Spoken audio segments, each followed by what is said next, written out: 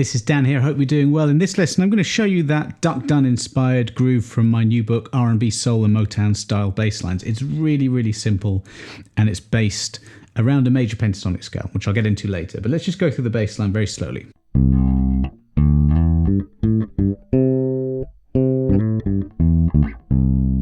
So it's just over a C chord. We start on C, 3rd fret of the A string. You play that with your first finger, and then put your 3rd finger on the D, which is on the 5th fret.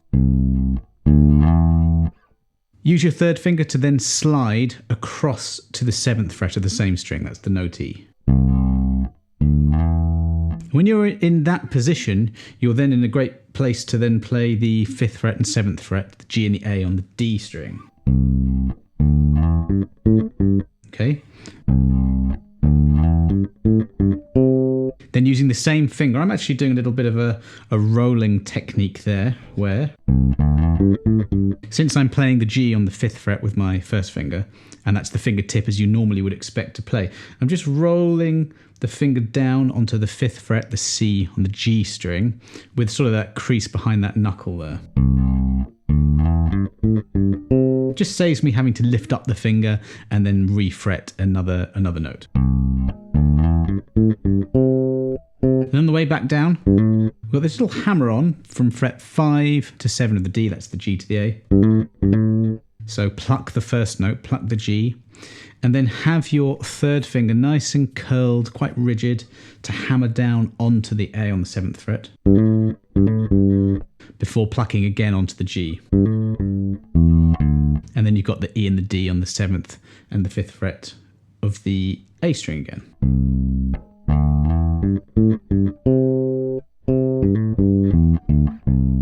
I'll put a link to the PDF below of the tab and the notation, which you get with the book. There are 100 bass lines, all in different styles of soul, like Dunn, like James Jamerson, Tommy Caldwell. Some of the bass lines have backing tracks to play to. This one doesn't, so I'm just playing to groove there at 118 beats per minute.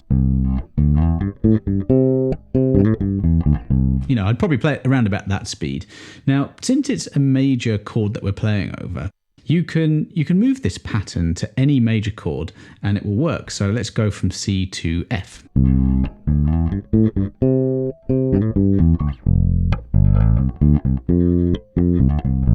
It's exactly the same bass line, just starting on an F this time. Let's go to a G.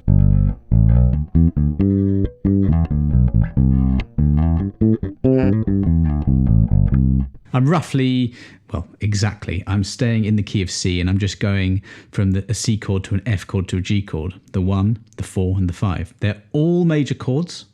That's why the first bass line will work over any major chord, because it's the same notes. And speaking of that, I really do advise that whenever you're learning a bass line, you know, like this is in the style of Dunn, just work out what the intervals are and the shapes are. Because we've got a root. That is a major pentatonic scale. The bass line is built around of that, okay? Let me play it very slowly for you. So we've got C, D, E. I'm going first finger, then in this case I'm shifting up to my first finger again on the 5th fret and then 3rd finger. So root, major 2nd, major 3rd. Those two notes, the G and the A, that's the 5th of the chord and the major 6th. That's the octave. Take away the octave, you've got just 5 notes. That's called a major pentatonic scale, and it's incredibly useful. You know, when I just did stuff like, I did something like that. All of those fancy notes I was playing there came exclusively from the major pentatonic scale, C in this case, because that's the key we're in. So what I would really advise you do is learn this bass line off by heart, and then start to learn the different shapes of the pentatonic scale so that you can play the main bass line and then practice fills and embellishments using just that. So for example, you've got the pentatonic scale, this shape. You can keep going. You've got another D on the 7th fret of the G. You've got an A and a G on the 5th fret, 3rd fret of the E string. Now, I've done quite a few lessons on the major pentatonic. I'll direct you there. so that you can download the PDFs that I got for that one, because, you know, all I played there was just 5 notes. The C major pentatonic is just C, D, E, G, A. It's just those 5 notes and that's it. So I was just playing those all over the neck. In the bass line, you have a slide. You know, from the major second to the major third, from that D to the E. And that's a hammer-on. I even put a little bit of vibrato there, which isn't notated, but these are articulations. They're expressive techniques that add flair and soul to your playing. I think that's why a lot of people love soul music. It's very simple, but it feels really good. It's reliant a lot on feel, rather than, say, for example, funk music, which us bass players love. That requires a bit more technique, a lot more emphasis on groove and syncopated rhythms, and I think it's a little bit trickier. Soul is quite rootsy, earthy, quite easy in a way, but you've got to inject that sort of that feel in there. I just love adding in things like that. There's another hammer on. A pull-off is the opposite of that. So in this case, I'm going fret 9 to 7.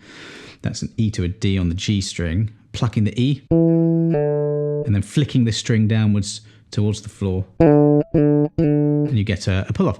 It's just a different way of playing than just plucking all the way through. And if you use articulations, these expressive techniques, with very simple notes like you get from this major pentatonic scale, you can play like these amazing players. Really, really simple grooves. You can make them up.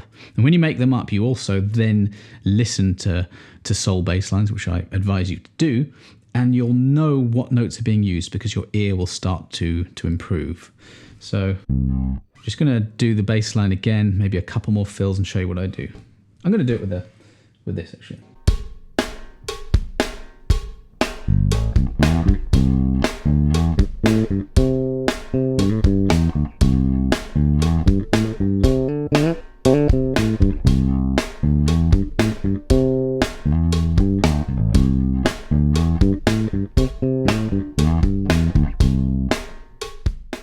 It's doing a lot of that.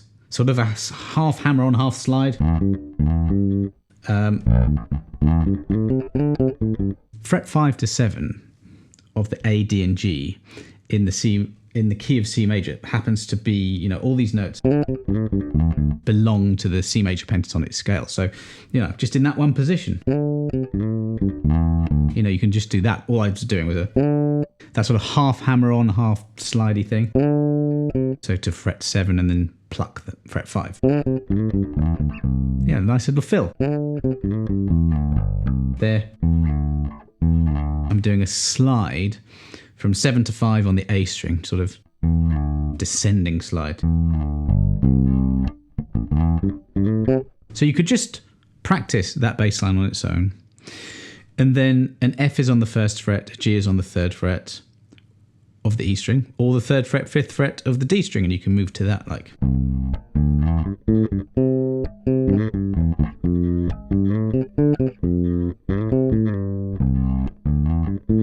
You notice that I only did a little bit of the pattern because I kind of run out of notes.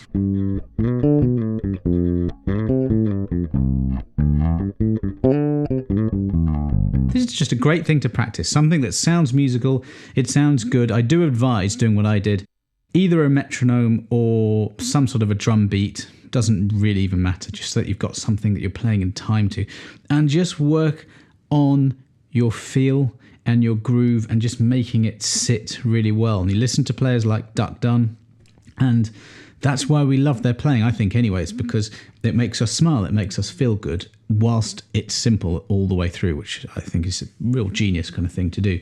So if you do want to check out that book, I'll put a link down below. I did 2 lessons last week on, what did I do? I did a Tommy Cogbill inspired one, a Green Onions, Booker T and the MGs style bass line, which was Louis Steinberg, I think. It wasn't Duck Dunn, even though he later was in Booker T and the MGs. So in this book, I do a lot of the history of the different subgenres, and then we go straight into 100 grooves. So yeah, check that out if you fancy it. Otherwise, yeah, thanks so much for watching. See you next time.